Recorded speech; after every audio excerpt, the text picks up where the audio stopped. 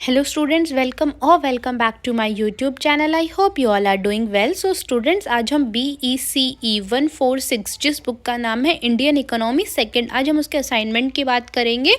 मैं सबसे पहले इसके बारे में थोड़ा आपको डिटेल बता देती हूँ। जिन बच्चों की एडमिशन साइकिल जुलाई 24 और जनवरी 25 में है, मतलब 24 से 25 के एडमिशन साइकिल जिनके भी हैं उनको ये असाइनमेंट करने हैं। ठीक है, तो जैसा कि आपको पता ही है कि भाई इग्नू में जितने इम्पॉर्टेंट एग्ज़ाम्स होते हैं उतने ही इम्पॉर्टेंट असाइनमेंट्स होते हैं। ठीक है, मतलब हमें दोनों में क्या है, पास होना इम्पॉर्टेंट है। जब भी क्या है कि हमारी जो भी डिग्री है, अब जैसे ग्रेजुएशन कर रहे हो, अंडर ग्रेजुएशन कर रहे हो, आप जो भी कर रहे हो, जब भी आपकी वो क्या हो, क्लियर होगी। ठीक है, तो हम इसके असाइनमेंट की बात करते हैं। देखो, ये 100 मार्क्स का आपका असाइनमेंट रहेगा जिसमें आपके 3 सेक्शंस में डिवाइड होंगे। ठीक है, तो हम सबसे पहले सेक्शन फर्स्ट की बात करते हैं। सेक्शन फर्स्ट में आपके 2 क्वेश्चंस हैं, जो कि ईच क्वेश्चन आपका 20 मार्क्स का होगा। इसमें आपको 500 वर्ड्स में इसका आंसर करना है। ठीक है, ये जो भी वर्ड लिमिट है वो न्यूमेरिकल क्वेश्चंस के लिए नहीं है। ठीक है, और जो आपका सेकेंड सेक्शन है वो आपका, उसमें आपके 3 क्वेश्चंस होंगे जो कि 10 मार्क्स के होंगे, मतलब 10 मार्क्स ईच क्वेश्चन के होंगे। उसमें आपको 250 वर्ड्स में उसको एक्सप्लेन करना है। ठीक है, और जो कि आपकी वर्ड लिमिट है वो आपके न्यूमेरिकल क्वेश्चंस के लिए नहीं है। ठीक है, मतलब भाई देखो, ये इकोनॉमिक्स है तो इसमें आपके जो भी न्यूमेरिकल्स होंगे उसके लिए कोई वर्ड लिमिट नहीं है। जितने भी मतलब जितनी भी सॉल्यूशन होती है न्यूमेरिकल की, वो आप उतना ही दो। ये नहीं है कि इसमें लिखा है 250 वर्ड्स तो आपको न्यूमेरिकल 250 वर्ड्स में देना नहीं। अगर आपका वो 100 वर्ड्स में भी आ जाता है तो इट्स ओके। ठीक है, उसके आपके कोई भी मार्क्स नहीं कटेंगे। और जो आपका थर्ड सेक्शन है उसमें आपके 5 क्वेश्चंस हैं। ठीक है, जो कि आपका एक क्वेश्चन 6 मार्क्स का है। ठीक है, मतलब ईच क्वेश्चन 6 मार्क्स कैरी करता है। इसमें आपको 100 वर्ड्स में क्या है, इसको एक्सप्लेन करना होगा। ठीक है, तो आप जितना सुंदर असाइनमेंट बनाओगे उतने अच्छे आपको मार्क्स मिलेंगे। अब हम जो क्वेश्चंस हैं उनके सॉल्यूशंस को देखते हैं। जैसा कि आपका जो फर्स्ट पार्ट है उसमें आपके 2 क्वेश्चंस हैं। ठीक है, ईच क्वेश्चन 20 मार्क्स का होगा। आपको 500 वर्ड्स में उसको एक्सप्लेन करना होगा। ठीक है, सबसे फर्स्ट क्वेश्चन है, when does RBI resort to applying the quantitative measures of monetary policy? What are these measures? How are they different from qualitative measures? ठीक है, आप इसको एक्सप्लेन करो पूरा 500 वर्ड्स में। ठीक है, सबसे पहले इसको डिफाइन कर सकते हो, फिर आप इसके मेन मेजर्स बता सकते हो। ठीक है, फिर आप क्वालिटेटिव मेजर्स को डिफाइन कर सकते हो। ठीक है, उसके क्या है, कुछ एग्जाम्पल्स आप बता सकते हो। ठीक है, फिर आप दोनों को डिफरेंशिएट कर सकते हो। नेक्स्ट क्वेश्चन है जो कि आपको दोबारा से 500 वर्ड्स में एक्सप्लेन करना है। Difference between good market and factor market, explain the market constant face by farmers in India. ठीक है, आप गुड मार्केट को एक्सप्लेन कर सकते हो, फिर आप फैक्टर मार्केट को एक्सप्लेन करो, इन दोनों का डिफरेंस बता सकते हो। ठीक है, फिर आपको बताना है कि फार्मर्स ने क्या क्या दिक्कत, क्या क्या परेशानी फेस करी है। ठीक है, इसके कुछ एग्जाम्पल्स भी बता सकते हो, कुछ एडवांटेजेस भी बता सकते हो, कुछ डिसएडवांटेजेस भी आप इसमें बता सकते हो।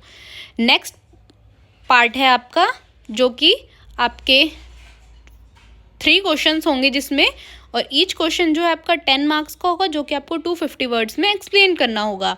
What is mean by rationalism in this context, difference between bilateralism and multilateralism. सबसे पहले आप रैशनलिज्म को एक्सप्लेन कर सकते हो, फिर आप दोबारा से क्या है, बायलैटरलिज्म और मल्टीलैटरलिज्म में डिफरेंस बता सकते हो। ठीक है, इनके कैरेक्टरिस्टिक्स बता सकते हो, इनके एडवांटेजेस बता सकते हो, डिसएडवांटेजेस बता सकते हो। ठीक है, नेक्स्ट क्वेश्चन है आपका, difference between FDI and FII। ये आपको फिर से 250 वर्ड्स में एक्सप्लेन करना है। ठीक है, इसमें आप FDI के बारे में बता सकते हो, इसका नेचर बता सकते हो, कंट्रोल बता सकते हो, इसका क्या पर्पस होता है, एग्जाम्पल बता सकते हो। ठीक है, इम्पैक्ट बता सकते हो। फिर आप FII को डिफाइन कर सकते हो, उसका कंट्रोल, उसका पर्पस, उसका एग्जाम्पल। ठीक है, उसका क्या इम्पैक्ट है हमारी इकोनॉमी पे, ये आप बता सकते हो। ये इसी क्वेश्चन का B पार्ट है, current account and capital account. सबसे पहले आप करंट अकाउंट को डिफाइन कर दो। ठीक है, उसके कंपोनेंट्स बता दो आप, फिर उसका इम्पैक्ट बता दो कि हमारी इकोनॉमी पे क्या है। फिर आप कैपिटल अकाउंट को डिफाइन कर सकते हो, उसका नेचर बता सकते हो और उसके कंपोनेंट्स बता सकते हो। ठीक है, नेक्स्ट क्वेश्चन है आपका, discuss various constants of service sector. ठीक है, ये भी आपको 250 वर्ड्स में एक्सप्लेन करना है। तो सबसे पहले आप सर्विस सेक्टर को एक्सप्लेन कर दो, फिर उसके कुछ कॉन्स्टेंट्स बता सकते हो आप सर्विस सेक्टर के। ठीक है, उन कॉन्स्टेंट्स को आप क्या है, डिफाइन कर सकते हो विद एग्जाम्पल्स। ठीक है, आप 5 या 6 कॉन्स्टेंट्स को आप क्या है, एक्सप्लेन कर दो और उसके एग्जाम्पल्स बता दो। ठीक है, जैसा कि मैंने इस वीडियो में किया हुआ है, आप देख सकते हो। और आपका नेक्स्ट पार्ट है जिसमें कि आपके 5 क्वेश्चंस हैं, ठीक है। ईच क्वेश्चन क्या है आपका 6 मार्क्स का होगा, जो कि आपको सिर्फ और सिर्फ 100 वर्ड्स में उसको एक्सप्लेन करना होगा, ठीक है। What is mean by high powered money, सबसे पहले आप हाई पावर्ड मनी को एक्सप्लेन कर सकते हो, उसके डिफाइन कर सकते हो उसको, ठीक है। उसके बाद कुछ कंपोनेंट्स बता सकते हो आप हाई पावर्ड मनी के, ठीक है। उसका फॉर्मूला बता सकते हो आप, उसका रोल बता सकते हो कि उसका क्या रोल है, ठीक है। नेक्स्ट क्वेश्चन है आपका what is the rational behind promotion of small scale industries in India, briefly explain. इसको भी आपको सिर्फ 100 वर्ड्स में एक्सप्लेन करना है, ठीक है। तो सबसे पहले आप स्मॉल स्केल इंडस्ट्री को क्या है एक्सप्लेन कर दो, फिर भाई आप इसके पीछे का कारण बता दो कि किसने इसको प्रमोट किया, कैसे सपोर्ट किया, कैसे लोगों को इसकी वजह से एम्प्लॉयमेंट मिलता है, ठीक है।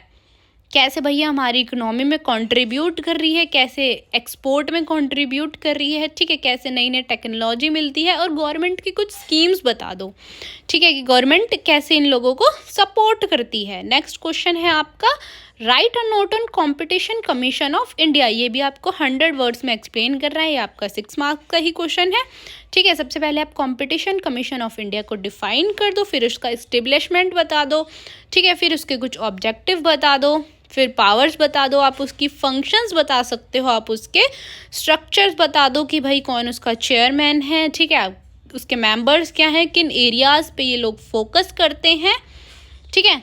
नेक्स्ट क्वेश्चन है आपका what do you understand by contract farming in agriculture, ठीक है। ये भी आपको 100 वर्ड्स में एक्सप्लेन करना है, ये भी आपका 6 मार्क्स का ही होगा। तो आप इसमें कॉन्ट्रैक्ट फार्मिंग को एक्सप्लेन कर सकते हो, इसके कुछ की एलिमेंट्स बता सकते हो, ओके। और इसके टाइप्स बता सकते हो कि कितने टाइप्स की आपकी कॉन्ट्रैक्ट फार्मिंग होती है, ठीक है। इसके एडवांटेजेस बता सकते हो, अगर कम पढ़ रहे हैं तो और डिसएडवांटेजेस बता सकते हो। आपको 100 वर्ड्स में एक्सप्लेन तो करना ही करना है, उससे थोड़े बहुत ऊपर भी हो जाएंगे तो नो प्रॉब्लम, ठीक है। ये नहीं है कि बिल्कुल ही आप गिन के 100 वर्ड्स करो, नो, आप उससे ऊपर भी जा सकते हो। ये आपका लास्ट क्वेश्चन है difference between current account convertibility and capital account convertibility, ठीक है। ये भी आपको क्या है 100 वर्ड्स में एक्सप्लेन करना है। सबसे पहले आप करंट अकाउंट कन्वर्टेबिलिटी को एक्सप्लेन कर दो, ठीक है।